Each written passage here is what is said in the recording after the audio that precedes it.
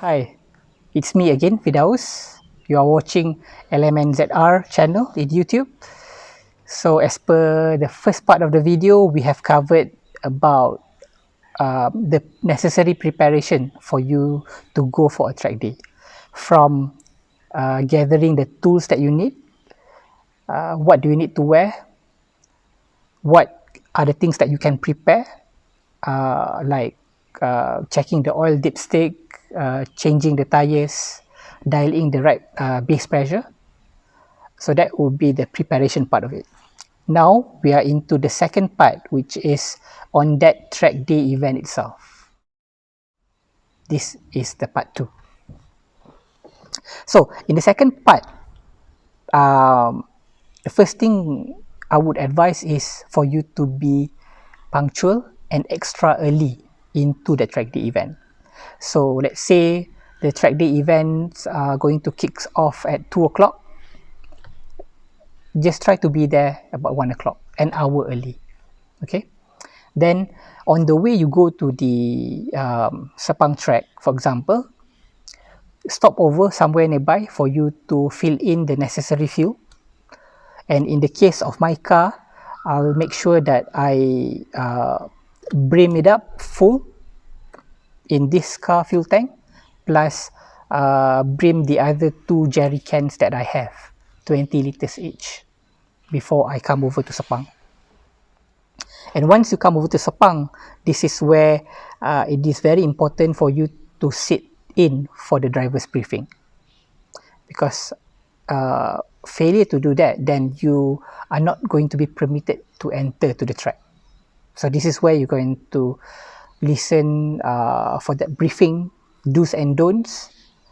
Then you need to sign a couple of indemnity form before they will actually give you the necessary tag for you to go in.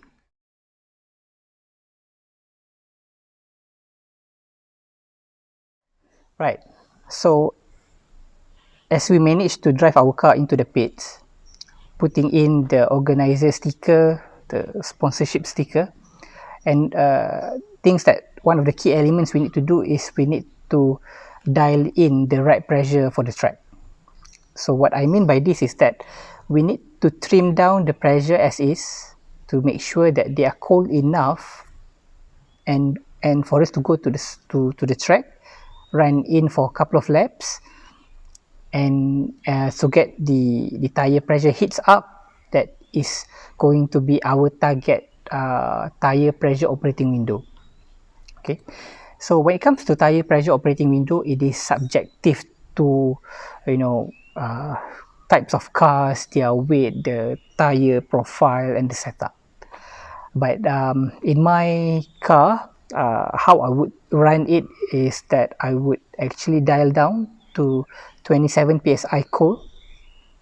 Then I go out to the track, doing for 5 laps, so that I can target the tire pressure to be 31 hot, because that is the operating tire pressure window for my Yokohama A050, and that has been set up together with the entire car. Okay, the next thing before we drive, we need to get comfortable with the car. So starting with sitting in properly. So what we need to do is make sure that we sit just right, like so, and then we roll over just enough so that you can actually press the clutch without much of a stretch, right? And then make sure that your hand movement, something like this, all the way to 9 and 3 o'clock. So the moment you going to take the turns, so everything is within reach. And then it is also important why you need to actually sit properly is because your back of the seat will get the feeling of the rear end of the car, and then by having this your hands firmly on your steering will get the feel of the front tires. So combining these two senses will get you the feeling of how the car rotates for the track. So this is something that what I learned when I talk to a lot of professional drivers. It is so basic, but majority of times we didn't get it right the first time.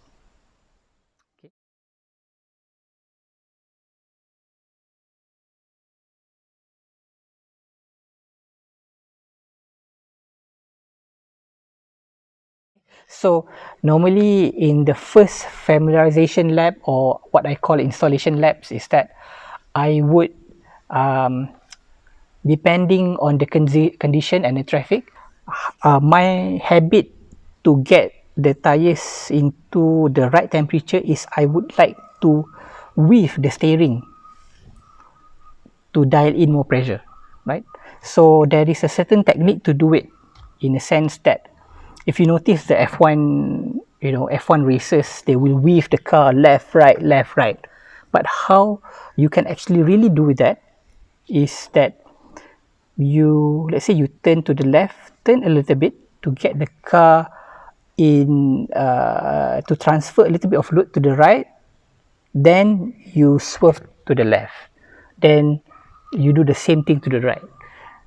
So if you can get it right, then not only you can get the tire pressure to be up for the front tires, but also to the rear. So we try to run installation lap for about 5 laps to get the right pressure for the front and rear. And it is also an opportunity for us to get the feel of the car, the engine, the response, the delivery, the gearbox, the brakes, and ultimately for you to be comfortable on the track. That's the most important part. You don't have to drive fast, just drive in at the right pace for you to get all of this running in. Continue for 5 laps, then come back to the pits. So the moment you come back to the pits, stationary, turn off the engine, or getting it cool. First, the next thing I'm going to do is I'm going to trim down the tire pressure. So let's say from 32 to 31 psi, hot front and rear, before I go out for actual time attack laps that I intend to go for. Okay. Okay. So another things that going to helps you, then I would like to encourage is for you to put in maybe a GoPro, hang it somewhere tight.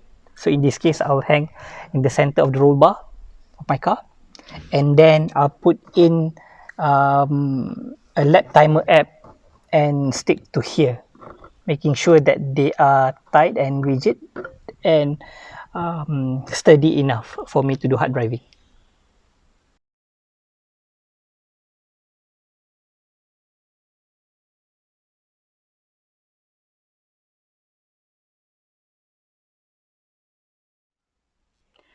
Right. So this is the app that I'm using. It is a Harry Lap Timer app that you can download from the App Store or Google Play. So I'll just set it up with a sturdy phone holder here. So turn it on and it will automatically log the time, the G, all of the parameter readings that are needed for it to capture the lap time. So you can treat this as a kind of a mini data logging tools for Trackday. These are the things that will record down how fast that you went, how you can actually compare it your previous lap, and so on. It is a good useful tool for Trackday enthusiasts.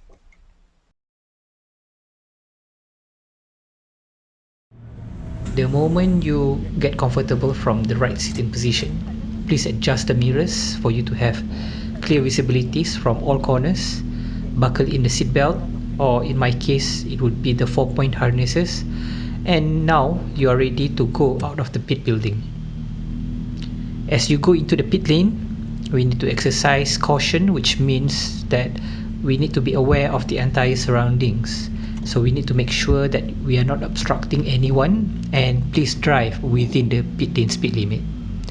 They are below 40 kilometers per hour in most cases.